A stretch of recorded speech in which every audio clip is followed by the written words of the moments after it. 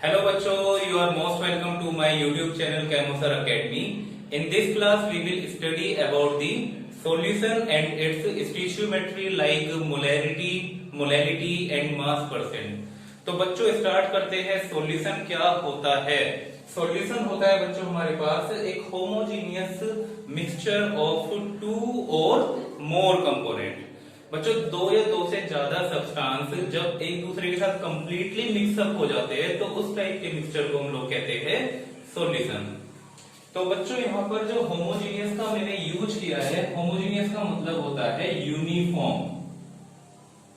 Uniform मतलब same, मतलब वो कोई भी मिक्सचर जिसमें यूनिफॉर्म कंपोजिशन होती है कंपोनेंट्स की, जिसमें हम सेपरेट ना कर सके, उस मिक्सचर को कहा जाता है सॉल्यूशन। तो अगर हमारे पास कंपोनेंट मतलब सब्सटेंस अगर टू प्रेजेंट है, if two substance are present in the solution then this solution is called binary solution. अगर हमारे पास दो कंपोनेंट प्रेजेंट है, दो सब्सटेंस प्रेजेंट है किसी भी सॉल्यूशन में, देन उस टाइप के सॉल्यूशन को कहा जाता है बाइनरी सॉल्यूशन। अगर मैं दो कंपोनेंट की जगह यहां पर थ्री कंपोनेंट्स की बात करता हूं तो थ्री कंपोनेंट को कहा जाता है टर्नरी सॉल्यूशन। अगर फोर कंपोनेंट की बात करता हूं then it is called quaternary solution and so on. ठीक है बच्चों, अगर पांच होंगे तो पेंटानरी, हेक्सानरी, हेप्टानरी, ऑक्टानरी, नोनानरी। ठीक है, ये सब हो जाएंगे।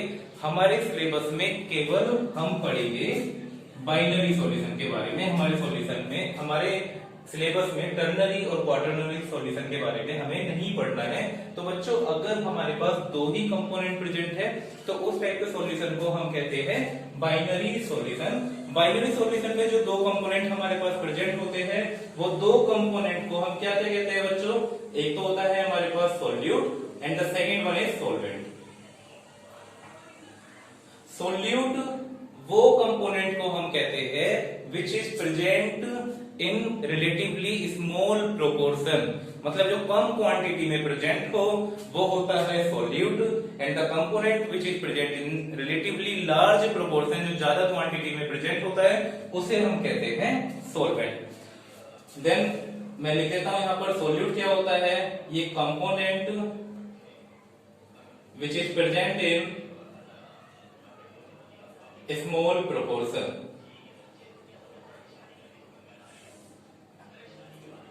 and the component which is present in large proportion it is called solvent. Component present in large proportion। बच्चों सॉल्वेंट को हम डिनोट करते हैं by the symbol A and solute के लिए हम यूज करते हैं D। ये बच्चों याद रखना है, बहुत ही इंपॉर्टेंट है। सॉल्वेंट के लिए हम यूज करते हैं ए और सॉल्यूट के लिए हम यूज करते हैं बी। देन नेक्स्ट, अगर हमारे पास आता है कि कॉन्सेंट्रेटेड H2SO4 है और कुछ हमें परसेंटेज गिवन है, जैसे मान लेता हूं यहां पर 38% कॉन्सेंट्रेटेड H2SO4। इसका मतलब बच्चों क्या हुआ? कॉन्सेंट्रेटेड H2SO4 जो है वो 38% है, जिसमें 38 ग्राम पर 100 ग्राम, 38 ग्राम हमारे पास H2SO4 प्रेजेंट है और 100 माइनस 38 वो वाटर प्रेजेंट है हमारे पास। आई बात बच्चों समझ में? अगर हमारे पास एक सॉल्यूशन गिवन है 38% concentrated H2SO4, it means that there is 38% H2SO4 present in the solution, और सॉल्यूशन में हमारे पास जो बचा हुआ 62% है वो वाटर प्रेजेंट है। तो इसका मतलब यहाँ पर 62% है वाटर और यहाँ पर हमारे पास 38% है H2SO4 सल्फ्यूरिक एसिड। आई बात बच्चों समझ में? 38% यहाँ पर क्या हो जाएगा H2SO4 और यहाँ पर 62% हो जाएगा वाटर। अगर कभी भी आपको किसी भी सॉल्यूशन में वाटर दिखता है, अगर किसी भी सॉल्यूशन में वाटर है, देन वाटर हमारे पास हमेशा सॉल्वेंट होगा। Always behave like solvent. इसमें दूसरी टर्म में ये भी कह सकता हूं कि water is a universal solvent. Universal solvent. It means that अगर हमारे पास केवल 1% वाटर ही प्रेजेंट है, then it behave like a solvent and the other component which is present with water वो किसकी तरह एक्ट करेगा, वो एक्ट करेगा सॉल्यूट की तरह। आई बात बच्चों समझ में क्लियर है ये सब? चलिए आगे बढ़ते हैं, नोट कर लीजिए।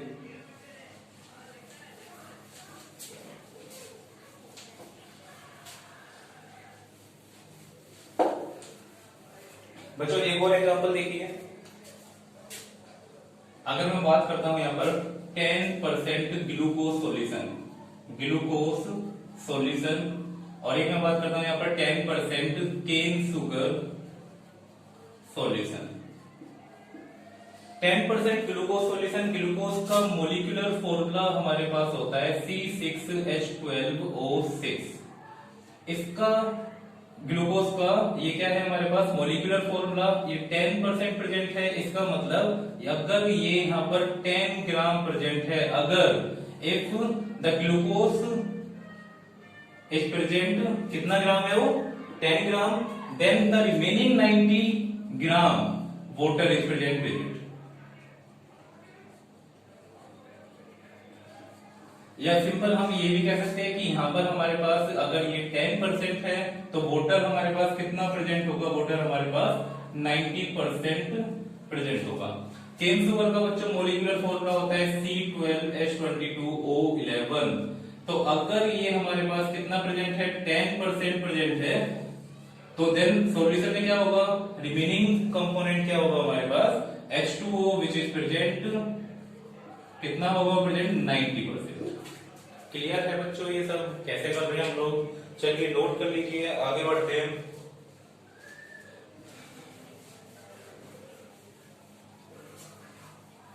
बच्चों मैं आपको कुछ मोलिकुलर फॉर्मूले बता देता हूं जो आपको याद होने चाहिए। बार बार आप कैलकुलेशन करोगे तो टाइम लगेगा, तो कुछ मॉलिक्यूल्स के मैं यहाँ पर मोलिकुलर फॉर्मूला लिख देता हूं जो आपको याद होने चाहिए। मॉलिक्यूल्स और उनके मॉलिक्यूलर फॉर्मूला और उनका मॉलिक्यूलर मास। चलिए लाइक यहां पर अगर मैं मॉलिक्यूल की बात करता हूं वाटर, या फिर एक और हमारे पास केन शुगर या ग्लूकोज और सल्फ्यूरिक एसिड, तो वाटर का मोलिकुलर फॉर्मूला होता है H2O, मोलिकुलर मास 18 ग्राम। केन शुगर C12H22O11, ये बच्चों बहुत इंपॉर्टेंट है, याद रखना है आपको, 342 ग्राम होता है। और ग्लूकोज कितना होता है हमारे पास 180 gram and the molecular formula of glucose is C6H12O6। Sulphuric acid H2SO4 and the molecular formula of H2SO4 is 98 ग्राम। तो बच्चों मेन जो है एक तो हमारे पास है ग्लूकोज और एक है हमारे पास केन शुगर। इन दोनों को बहुत अच्छी तरह से आप लोगों को याद रखना है। चलिए आगे बढ़ते हैं, नोट कर लीजिए।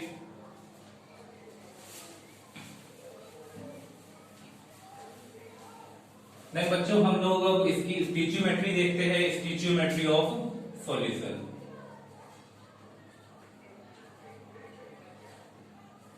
मतलब अब हम इसकी कैलकुलेशन कैसे करेंगे? सॉल्यूशन अगर हमें गिवन है तो मास ऑफ सॉल्यूट या फिर मास ऑफ सॉल्वेंट को कैसे कैलकुलेट करेंगे, ये सब हम देखते हैं। अब यहाँ पर हम स्टीचियोमेट्री में बात करेंगे 3 टर्म के बारे में। फर्स्ट टर्म हमारे पास है यहाँ पर मास परसेंट। तो बच्चों मास परसेंट क्या बताती है? ये बताती है पर 100 gram of the solution how much solute और how much solvent is present पर 100% या फिर पर 100 ग्राम। तो यहाँ पर सेंट का मतलब क्या होता है? सेंट का मतलब होता है बच्चों 100। मास की बात कर रहे हैं तो पर 100 gram of solution how much solute और how much solvent is present. तो देखते हैं बच्चों यहाँ पर मास परसेंट हमारे पास होता है मास ऑफ सोल्यूट। अगर मुझे सोल्यूट का मास परसेंट कैलकुलेट करना है divided by mass of solution into 100। ये सिंपल बच्चों ऐसे ही है जैसे हम हमारे मार्क्स आते हैं तो हम परसेंटेज कैलकुलेट करते हैं। अगर हमारे 600 में से 300 मार्क्स आते हैं, 600 में से 300 मार्क्स आते हैं, तो हम इसकी परसेंट कैसे कैलकुलेट करते हैं बच्चों? डिवाइड करते हैं ऑब्टेन्ड मार्क्स को डिवाइड करते हैं टोटल मार्क्स या फिर मैक्सिमम मार्क्स इनटू 100, ऐसे हम परसेंट कैलकुलेट करते हैं। अगर 600 में से 300 मार्क्स हमने ऑब्टेन किए हैं, ऑब्टेन 300 है, 600 यहाँ पर टोटल है, इनटू 100 किया तो कितना हो जाएगा? 2 और ये 50। इसका मतलब आपकी परसेंटेज कितनी है? 50। तो सेम जैसे हम परसेंटेज कैलकुलेट करते हैं रिजल्ट की, ऐसे ही यहाँ पर हमें परसेंटेज कैलकुलेट करनी है सोल्यूट की या फिर सोलवेंट की। आई बात बच्चों समझ में? इससे हम एक एग्जांपल के साथ समझते हैं। एग्जांपल मैं देता हूं, आप नोट कर लीजिए पहले। क्लियर बच्चों? चलिए एक क्वेश्चन लिखिए।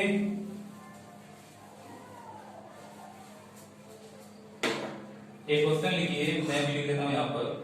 How much sulfur is present in 100 या फिर एक काम करते हैं 196 gram of H2SO4 sulphuric acid. क्या करना है बच्चों? हमें यहाँ पर सल्फर का मास कैलकुलेट करना है जो कि 196 ग्राम H2SO4 में प्रेजेंट है। क्लियर है बच्चों? क्या हमें कैलकुलेट करना है? 196 हमारे पास क्या हो जाएगा यहाँ पर? टोटल मास हो जाएगा सॉल्यूशन का, और हमें क्या करना है यहाँ पर? सल्फर की उसमें परसेंटेज कैलकुलेट करनी है। कितनी परसेंट होगी सल्फर की या कितना मास होगा सल्फर का? एक बच्चों यहाँ पर मैं यूनिटरी मेथड से भी करके दिखा देता हूँ आपको। अगर मैं H2SO4 का ले लेता हूँ यहाँ पर मोलिकुलर मास, तो molecular mass of H2SO4 equal to 98 gram. अभी हमने याद किया था 98 gram is the molecular mass of H2SO4। तो देखिए बच्चों, अगर 98 ग्राम ऑफ H2SO4 कंटेन 98 ग्राम इसका मोलिकुलर मास है, और मोलिकुलर मास में सल्फर कितना कंटेन कर रहा है? ये 32 ग्राम। कितना कर रहा है बच्चों? 32 ग्राम। अगर 98 ग्राम H2SO4 में सल्फर कितना प्रेजेंट है? 32 ग्राम ऑफ सल्फर। देन 1 ग्राम में कितना प्रेजेंट होना चाहिए बच्चों? 1 gram of H2SO4 contain 32 divided by 98 gram of sulphur. And हमने क्या कैलकुलेट करना है? हमने कैलकुलेट करना है 196 ग्राम में सल्फर कितना प्रेजेंट है। How much sulphur is present in 196 gram of H2SO4। तो देखिए बच्चों, हमने क्या किया यहाँ पर? 32 डिवाइड बाय 98 इंटू 196 ग्राम, तो कितना हो जाएगा? ये 2 आ जाएगा, और यहाँ पर आ जाएगा 64 ग्राम। क्लियर है बच्चों? ये कैसे हमने किया, याद रहेगा? ये तो हमारा सिंपल एक यूनिटरी मेथड है। अगर हम इसे मास परसेंट के फॉर्मूले से करना चाहते हैं तो वो भी हम लोग कर सकते हैं। नोट कर लीजिए बच्चों, आगे बढ़ते हैं। चलिए नोट कर लीजिए।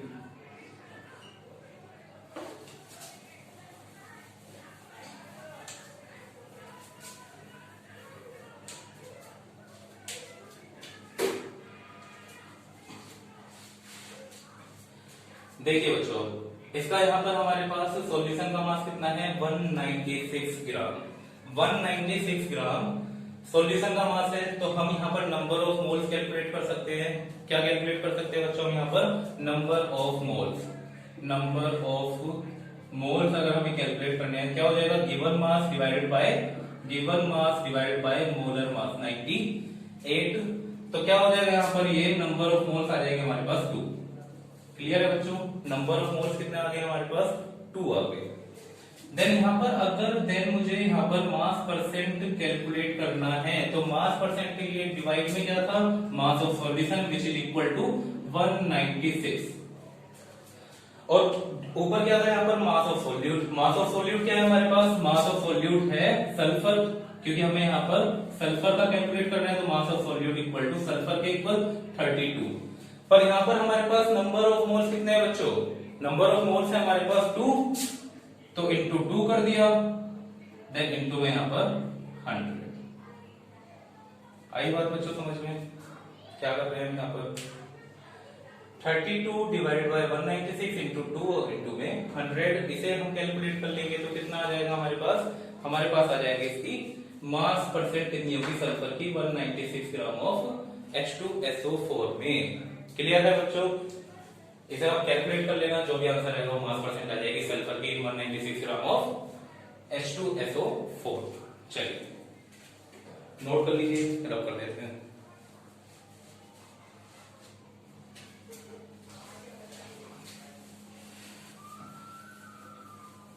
बच्चों सेकंड पॉइंट है हमारे पास मोलैरिटी। सेकंड पॉइंट है हमारे पास मोलैरिटी। इसमें बच्चों को बहुत ज्यादा कंफ्यूजन होती है, मोलैरिटी क्या होती है? तो बच्चों मोलैरिटी होती है एक सिंपल सी, अगर मैं डिफाइन करता हूं, एक सिंपल सी टर्म है। कौन सी टर्म है? क्या बताती है? ये बताती है number of moles of solute present in 1 litre of solution. मतलब 1 लीटर सॉल्यूशन में number of moles of solute कितना प्रेजेंट है, ये बताता है मोलैरिटी। आई बात बच्चों समझ में? How many moles of solute are present in 1 litre of the solution. चलिए बच्चों, अगर मैं यहाँ पर इसका फॉर्मूला लिखता हूं तो क्या होगा? यहाँ पर number of moles of solute divided by volume of solution, और जो हम वॉल्यूम लेना चाहते हैं यहाँ पर सॉल्यूशन का, वो हम लेंगे यहाँ पर लीटर में। आ रही है बात बच्चों समझ में? अगर इन केस आपका वॉल्यूम सॉल्यूशन का लीटर में ना गिवन होकर गिवन होता है ml में, तो इसे मैं क्या कर दूंगा? मल्टीप्लाई बाय 1000 कर दूंगा। मतलब molarity which is denoted by capital M is equal to क्या हो जाएगा? Number of moles of solute, number of moles मतलब स्मॉल m, और नीचे यहाँ पर B। B किसके लिए था? B था हमारे पास सॉल्यूट के लिए, divided by volume of solution. Volume of solution, अगर हमारे पास वॉल्यूम सॉल्यूशन का किसमें होता है? लीटर में ना होकर अगर होता है ml में, then it is multiplied by 1000 to convert it into litre. Clear बच्चों? हम यहाँ पर नंबर ऑफ मोल्स कैसे कैलकुलेट करेंगे? नंबर ऑफ मोल्स कैलकुलेट करने का हमारे पास फॉर्मूला होता है given mass divided by molar mass. Given mass divided by molar mass. ऐसे हम कैलकुलेट करते हैं नंबर ऑफ मोल्स को। अगर आपके पास नंबर ऑफ मोल्स होंगे और वॉल्यूम होगा, then you can easily calculate the molarity of solution. Molarity को आप लोग इजीली कैलकुलेट कर पाओगे। तो बच्चों चलिए यहां पर इसे नोट कीजिए, मैं रब कर देता हूं फिर।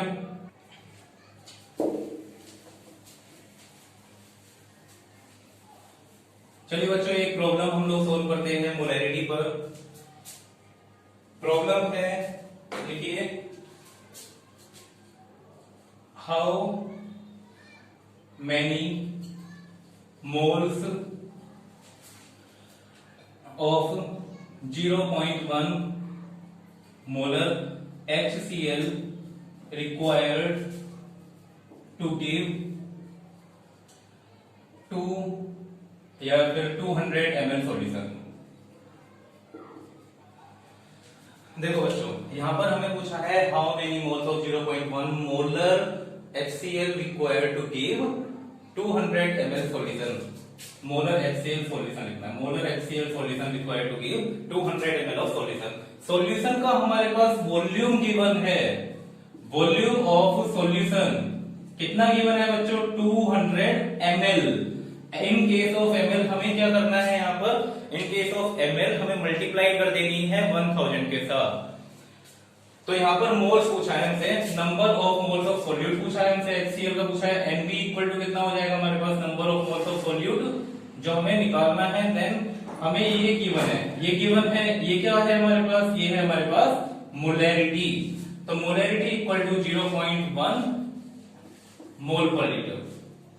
तो देखें यहाँ पर क्या हो जाएगा? मोलैरिटी इक्वल टू हमारे पास होता है number of moles of solute divided by volume of solution अगर ये ml में है तो multiplied by 1000। Molarity equal to कितना हो जाएगा, मोलैरिटी इक्वल टू 0.1 है, equal to NB divide by volume of solution equal to 200 into 1000। क्या हो जाएगा यहाँ पर, ये हो गया इतना। तो 0.2 divided by 10 equal to NB। इसे आप कैलकुलेट कर लीजिए तो NB आ जाएगा हमारे पास 0.02 मोल। नंबर ऑफ मोल्स है तो यूनिट हो जाएगी बच्चों मोल। क्लियर है। अगर यहाँ पर हमारे पास मोलैरिटी कैलकुलेट करने को कहता तो मोलैरिटी की यूनिट होती है, ऐसा unit of molarity is mole per litre. Mole per litre. तो जो आपको याद रखना है, अगर कभी भी आपको पता नहीं चलता है कि पूछा क्या गया है, मोलैरिटी पूछी गई है या नहीं पूछी गई, तो आपको कुछ बातें याद रखनी है।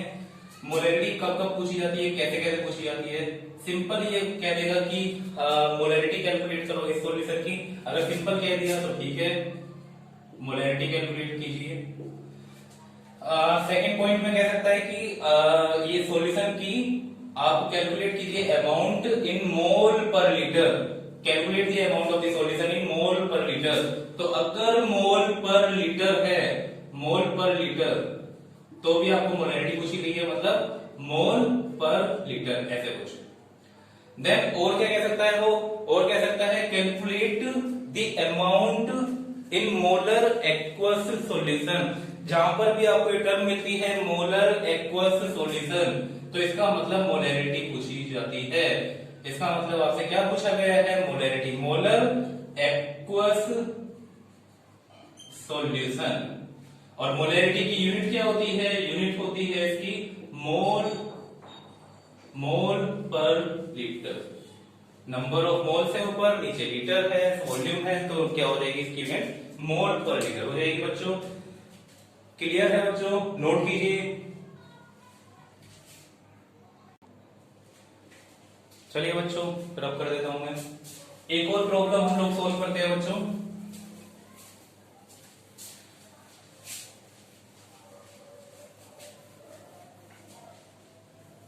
सेकंड प्रॉब्लम है, तो स्टार्ट करते हैं बच्चों। हम देखते हैं मोलैरिटी कितनी गिवन है। Molarity equal to 0.2 mole per litre और वॉल्यूम हमारे पास है 100 ml। मोलर मास देख लेते हैं। मोलर मास ऑफ H2SO4 कितना होता है बच्चों, 98 ग्राम। तो चलिए कैलकुलेट करते हैं हम मास ऑफ H2SO4। मास हमें H2SO4 का कैलकुलेट करना है।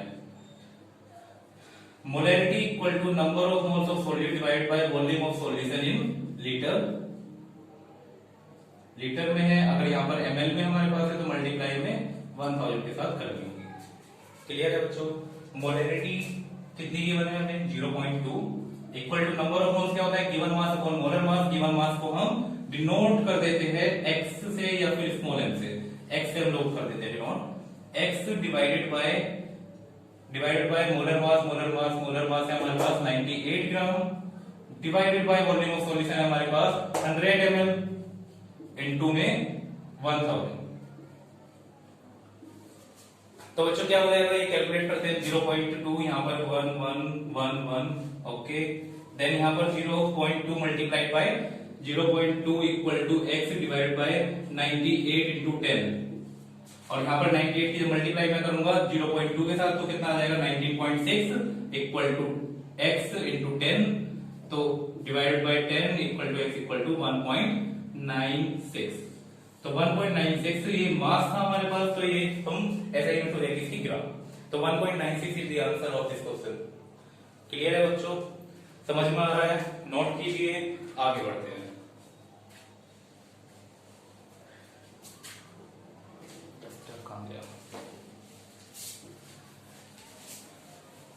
चलिए बच्चों लास्ट टॉपिक है आज की क्लास का, मोलैरिटी।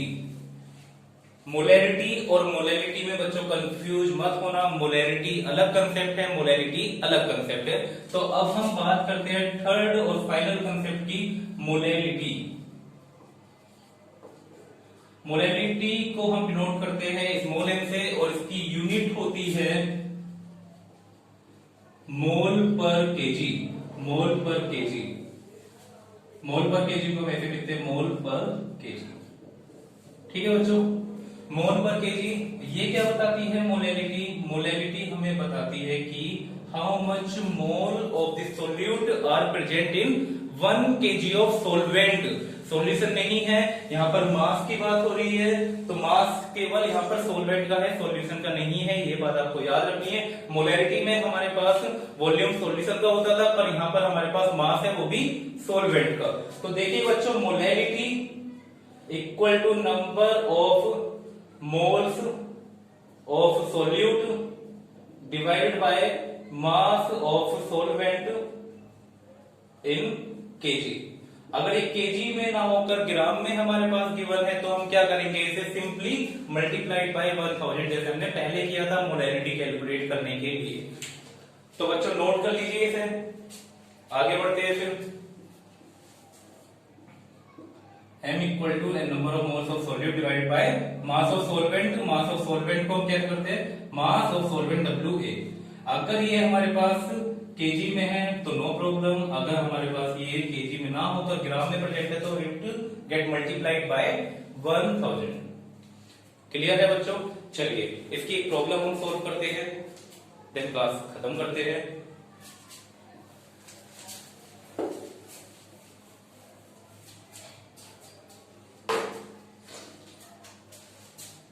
देखिए बच्चों, प्रॉब्लम लिखिए, calculate the molality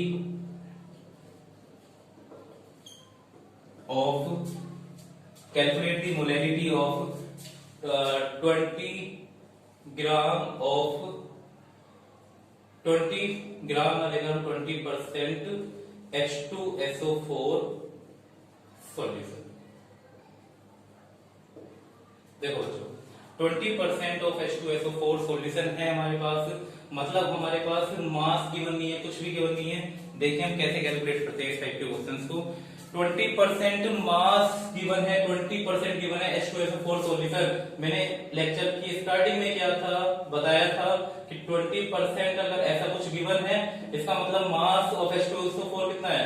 mass of H2SO4 is equal to 20 gram और at the remaining mass is the mass of water. तो मास ऑफ वाटर कितना हो जाएगा? मास ऑफ सॉल्वेंट मतलब mass of water equal to 100 minus 20 gram. 100 minus 20 gram equal to 80 gram, या 100 minus 20% equal to 80% हो जाएगा बच्चों। तो कितना हो जाएगा ये? 80 ग्राम। देन हमें जरूरत होती है यहाँ पर molar mass of solute. Molar mass of solute, solute क्या है हमारे पास? H2SO4 है। H2SO4 का मोलर मास कितना होता है? 98 ग्राम। तो बच्चों चलिए मोलैलिटी को कैलकुलेट करते हैं। अब हम मोलैलिटी इक्वल टू क्या होता है? Number of moles of solute divided by mass of solvent in kg. Mass of solvent in kg. Number of moles of solute मतलब given mass upon molar mass. Given mass हमारे पास ये है, ये हमारे पास सॉल्यूट, ये हमारे पास सॉल्वेंट A, और ये हमारे पास हो गया इसका गिवन मास। गिवन मास कितना है? 20 डिवाइड बाय इसका मोलर मास कितना है हमारे पास H2SO4 का? 98 divided by mass of solvent in kg. Mass of solvent मतलब वाटर का मास जो 80 गिवन है मल्टीप्लाइड बाय 1000। तो क्या हो जाएगा बच्चों? ये 20 डिवाइडेड बाय 90 इंटू 80 और मल्टीप्लाइड बाय 1000। इसे मैं यहां पर आगे लिख देता हूं, 20 divided by 90 into 80 and then multiplied by 1000। कितना हो जाएगा ये 4 हो जाएगा यहाँ पर, सॉरी ये 98 था, 98 यहाँ पर 4 हो जाएगा। यहाँ पर कितना हो जाएगा आपके पास? 4250। इसे हम कैलकुलेट कर लेंगे। 250 डिवाइडेड बाय 98 जो अप्रोक्स आ जाएगा आपके पास 2.4, अप्रोक्सीमेटली इक्वल टू 2.4 मोल पर केजी। तो ये हमारे पास आ गया इसका आंसर। तो चलिए बच्चों आज की क्लास को अब हम यहीं पर खत्म करते हैं। Thank you so much for watching my video. Thank you very much. Bye bye.